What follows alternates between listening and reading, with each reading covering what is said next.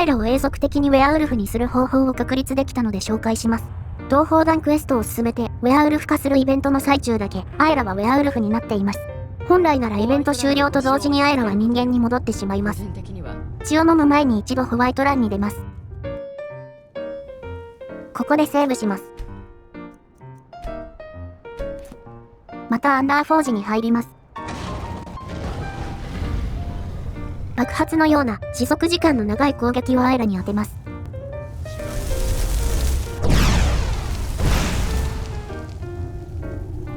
血を飲んで体力がゼロになる前にエリアを切り替えます。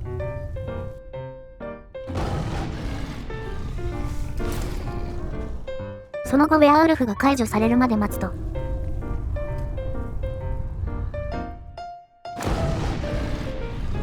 アイラがウェアウルフのままになります。一度この状態になってしまえばその後は何をしても永続的にウェアウルフのままです。タイミングを間違えてアイラの体力がゼロになった後にエリアが切り替わると人間に戻ってしまいます。その場合はホワイトランのセーブをロードしてアンダーフォージに入るところからやり直します。タイミングを合わせて体力がゼロになる前にエリアが切り替わればアイラがウェアウルフのままになるはずです。アイラを永続的なウェアウルフにするための条件は2つあります。1つはエリアが切り替わった後にアイラの体力がゼロになるよう調整すること。もう1つは血を飲んだ後のエリア切り替えで読み込みを発生させないことです。アンダーフォージ内のデータをロードしてホワイトランに移動すると読み込みが発生します。またアンダーフォージに入ってホワイトランに出ると今度は読み込みが発生しません。このようにアンダーフォージとホワイトランを読み込みなしで移動できる状態にしておくことがアイラを永続的なウェアウルフにするための条件だったのです。これでアイラを永続的なウェアウルフにできたのであとは同胞団クエストをクリアすれば従者として連れ回せるようになります。ただしここで一つ問題があります。それは同胞団クエストをクリアできないということです。本来ならコドラクの葬儀でアイラが火をつけるシーンがあるのですがアイラがウェアウルフ状態だと火をつけることができずにクエストが進まなくなってしまいます。この問題を解決するにはコドラクの葬儀を終えた後にアイラをウェアウルフ化する必要があります。幸いその方法は日本語版ウィキに存在しています。同胞団クエストを夜にスコールと会う直前まで進めたら本来ならもっと後のクエストで向かうことになるクレンモリル魔術結社に先に向かいます。入り口から直進したところにある小部屋に入って西側の壁に木の皿を押し付けながら旋風の疾走二言目を使用します。うまくいけば壁を抜けられるので着地する前にコルクバルブの根を食べて麻痺します。するとクレンモリルの魔女の頭が5つ並んだ小部屋に入れます。これを拾うとクエスト血の栄誉が開始されます。また壁の毛を使って外に出ます。ここで木の皿がないと積んでしまうので木の皿は事前に2枚以上用意しておきます。ジョルバスクルに戻るとコドラクが死んでいます。そのままクエストを進めてコドラクの葬儀を終わらせます。この時点ではまだアイラはウェアウルフ化してないので葬儀を無事終了できます。エオルンドからウースラドの破片の回収を依頼されたらこっちのクエストの進行は止めておきます。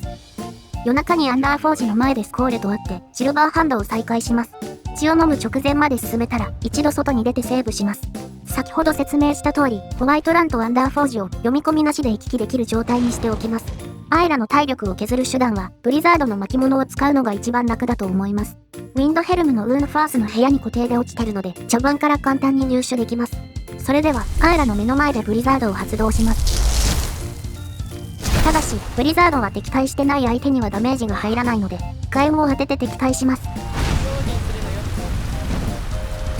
ダメージが通り始めたら体力を削り切る前に血を飲んでエリアを切り替えます。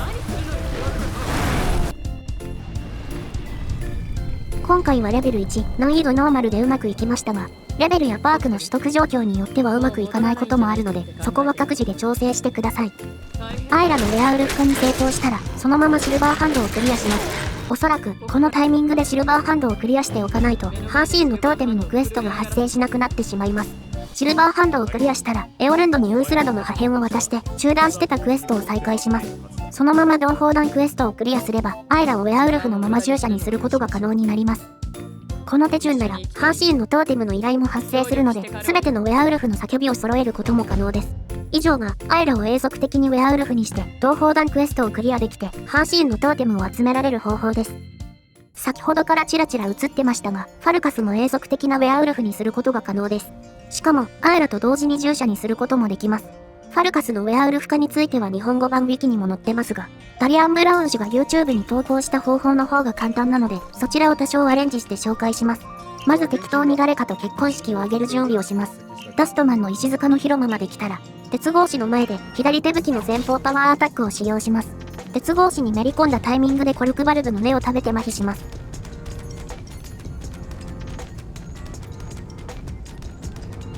すると鉄格子を抜けられます。レバーを引きます。同じ方法で広間に戻ります。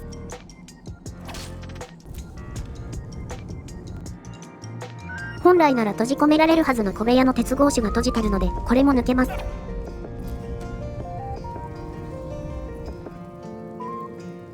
レバーを引くと同時に待機して、結婚式が失敗する時間まで飛ばします。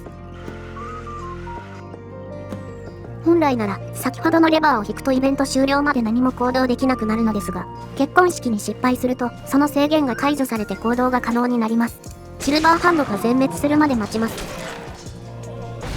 ファルカスに火炎を当てて敵対し、すぐに手を下ろして敵対を解除します。止まってしまった場合は、バッシュなどを当ててひるませます。